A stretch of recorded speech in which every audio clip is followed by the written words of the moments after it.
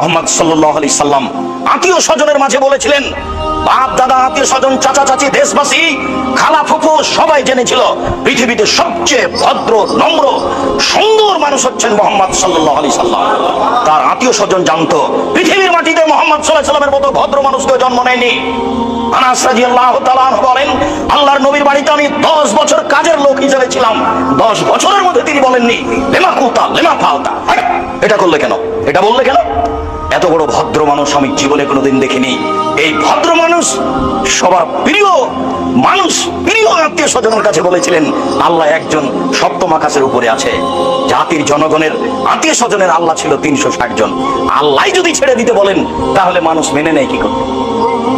তাই তো মানুষ বলেছিল এ কি যেমন তেমন আশ্চর্য, এ কি যেমন তেমন পথ, আল্লাহুস সামাদ।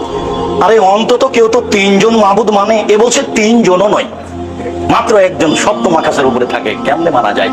একে হত্যা করতে হবে, নেহাত না হয় দেশ থেকে তাড়িয়ে দিতে হবে, নইলে জেলখানায় বন্দি করতে হবে, তিনটের যে কোনো একটা করতে হবে। এটাই তাদের সিদ্ধান্ত। এত বড় ভদ্র নম্র মানুষের উপরে হক বলাও যেমন জটিল, হক মানাও তেমন কঠিন।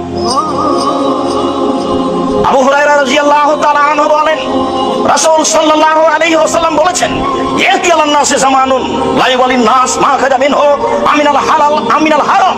মানুষের উপরে অচিরে একটা সময় চলে আসছে যে সময়ে মানুষ পয়সা উপার্জন করবে কিন্তু বিবেচনা করতে পারবে না বা করবে না এটা বৈধ না অবৈধ। সেই সময় এখন মানুষ পয়সা উপার্জন করছে কিন্তু বিবেচনা করতে পারছে না বা করার চেষ্টা করছে না, এটা বৈধ না অবৈধ।